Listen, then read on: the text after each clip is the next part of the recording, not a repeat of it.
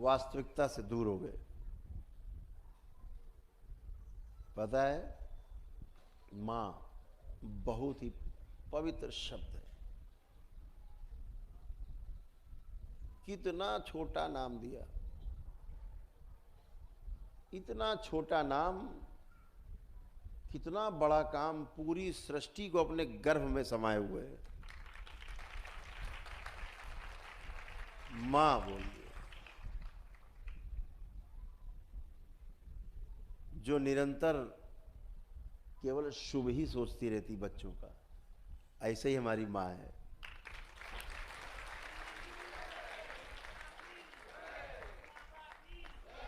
केवल शुभ। आपको पता है,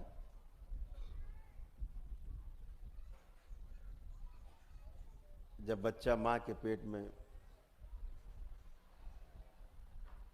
स्थिर होता है गर्भ में, तो उस मां का मासिक धर्म बंद हो जाता है। एक परंपरा है इस देश में, जब पूजा पाठ का काम होगा तो पूछा जाता है, रजस्वला तो नहीं है बिटिया, बहु रजस्वला तो नहीं है, मासिक से तो नहीं है, मासिक से तो पूजा में नहीं बैठ सकते। यही आपका एक दरबार है जिसमें 365 दिन हमारी माताएं बहनें पूजा पाठ ध्यान जप तप साधना अनुष्ठान सब कर सकती। वो मां है। अगर आज वो गंदी है तो फिर हमसे गंदा कोई नहीं सृष्टि में। 4 दिन वो गंदी नहीं होती, 4 दिन वो सृष्टि के काम में संलग्न रहती है,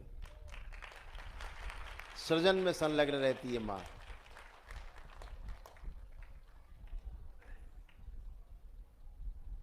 जैसे हमारी मां कामाख्या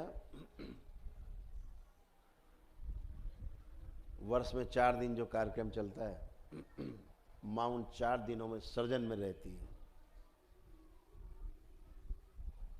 उस कष्ट से गुजरती है। तो हमारे ऋषि मुनियों ने नियम बनाया कि कष्ट में होगी, कमजोरी महसूस कर रही होगी, तो उससे कहो आराम करे, ऐसा सोच के बनाया। निठल्लों ने क्या कर दिया, ना ना ना दूर छुआ जो अपवित्र है। तो पहले तो तुम अपवित्र, पहले तुम उठो वहां से, तुम खुद है अपवित्र हो। क्यों? मां के उस मासिक धर्म जो बंद हो जाता है, जिसे आप खराब रक्त कहते हो, अपवित्रता कहते हो, उसी रक्त से 9 महीने तक आपके शरीर का निर्माण होता है।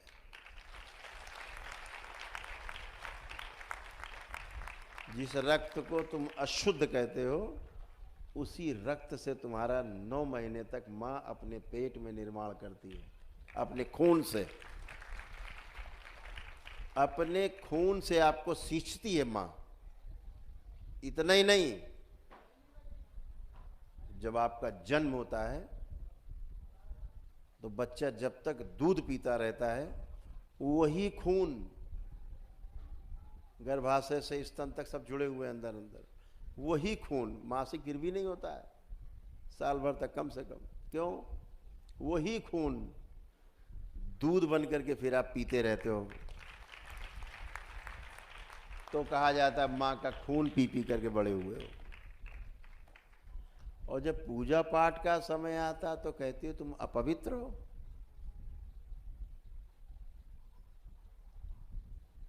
सूचना में और ज्ञान में यही फर्क है।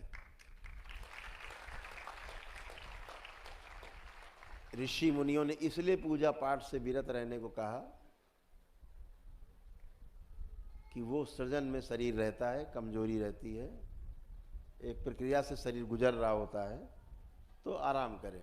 मतलब उसको छूट है कि पूजा पाठ में ना बैठे।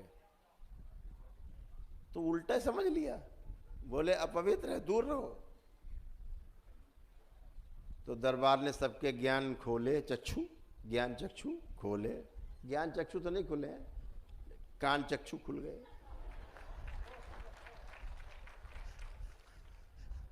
कान चक्षु कि देखो, महिलाएं बच्चियां मासिक धर्म में नहीं, लेकिन हवन किए हैं और देखो सब टन होके बैठे हैं, कोई रोक टोक नहीं है। तो फालतू की बकवास नहीं। बकवास कहाँ होगी गुंजाइश? जहां पर ज्ञान नहीं है, केवल सूचना है, नॉलेज नहीं है, केवल इंफॉर्मेशन है। आज हमारे देश में जो हिंदू संस्कृति है सबसे बुरे दौर से गुजर रही है, ऊहापोह से। क्योंकि इस संस्कृति के जो धारक वाहक हैं, जिम्मेदार लोग हैं, वो अपनी जिम्मेदारी ठीक से नहीं निभा रहे हैं।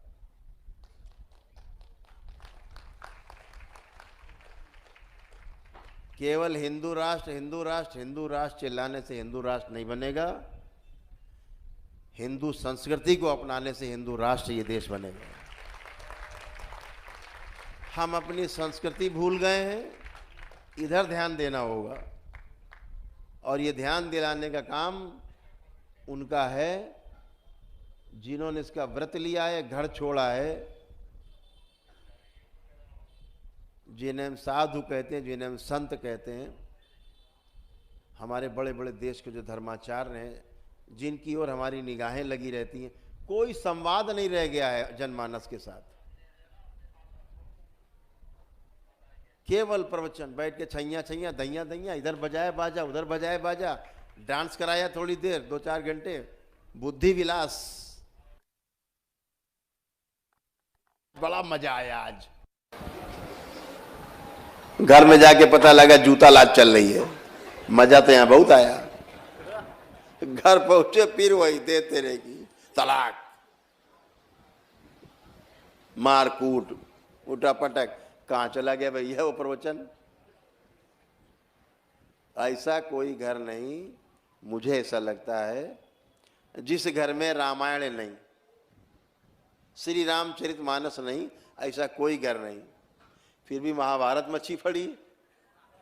महाभारत किसी घर में नहीं रखा है, तो रामायण की जगह महाभारत क्यों हो रही? काहे हो रही महाभारत? ये जो महाभारत है, इससे सीखो।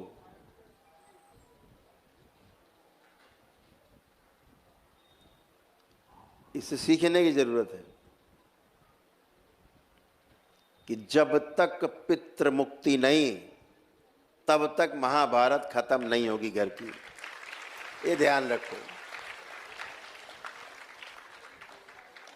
जब तक पितृ मुक्ति नहीं, पितरों की स्मृतियों से मुक्ति नहीं, तब तक ये महाभारत चलती रहेगी। महाभारत स्मृतियों का ही खेल था, वो श्री कृष्ण का खेल था। भगवान श्री कृष्ण सब दुष्टों का विनाश करा दिया, उसी में स्मृति डाल दी, सब लड़ मर जाओ सब। आप कल्पना करो, जो गीता हमें शांति का संदेश देती है, वही गीता श्रीमद् भागवत गीता नाम है, प्रभु के द्वारा गाया गया गीत, उसका नाम गीता है। श्रीमद् भागवत गीता का क्या मतलब हुआ? अर्थ प्रभु के श्रीमुख से गाया हुआ गीत, जिसको हम सुन करके अशांति महसूस करते हैं, वही प्रभु के द्वारा स्वयं भगवान श्री कृष्ण के द्वारा कुरुक्षेत्र में गाया हुआ गीत, उसने भयानक युद्ध करा दिया, महाभारत करा दी। वहां का शांति नहीं आई, वो तो स्वयं गाया उन्होंने खड़े होकर के अर्जुन के सामने, 18 अध्याय। तो कायदे से तो युद्ध नहीं होना चाहिए था, शांति आ जानी चाहिए थी। लेकिन इस सृष्टि में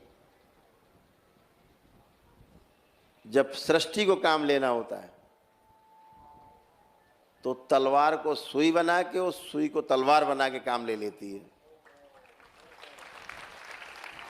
मत सोचो कि हमारे पास तलवार नहीं है, सुई से भी आपकी काम करवा सकती है सृष्टि।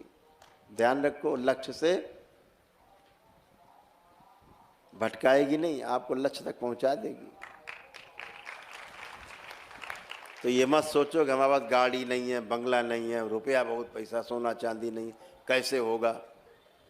कैसे होगा इसकी जिम्मेदारी उसकी है। आप तो बस अच्छा अच्छा सोचो, अच्छा अच्छा करो, अच्छा अच्छा देखो, हो गया। अच्छा, ये रुपया पैसा सोना चांदी आपको अच्छा नहीं बनाएगा, अच्छा बनाएगा आपका अपना स्वयं का विचार, आपकी स्वयं की इच्छा, विचार, आशाएं। इच्छा करना गलत नहीं है, इच्छाएं रखना गलत नहीं है, खूब इच्छा रखना है, लेकिन जो सही चीज है उसकी इच्छा करिए, सारी एनर्जी उसी सही चीज में लगा दीजिए। आप तमाम इच्छा करके बैठे, ये भी, वो भी, वो भी, ये भी, पूरी दुनिया हमारी हो जाए। हर आदमी यही सोच रहा है, टाटा बिरला बनने के लिए, अंबानी बनने के लिए। अरे भाई, कोई कर्मचारी बनने का भी सोचो। एक बड़ी गांव में कहावत कही जाती थी कि सब कुकरियां अगर परागे चली जाएंगी तो दोना कौन चाटेगा यहाँ। कहावत कही जाती थी गांव में, यानी अगर सब कुत्ते जीते हैं, कुत्ते बिल्ली पराग मतलब प्रयागराज चले जाएंगे तो एक गांव में धुन्ना पत्ता कौन चाटेगा, सफाई कौन करेगा। तो सबकी उपयोगिता सब अलग अलग स्थान पर है।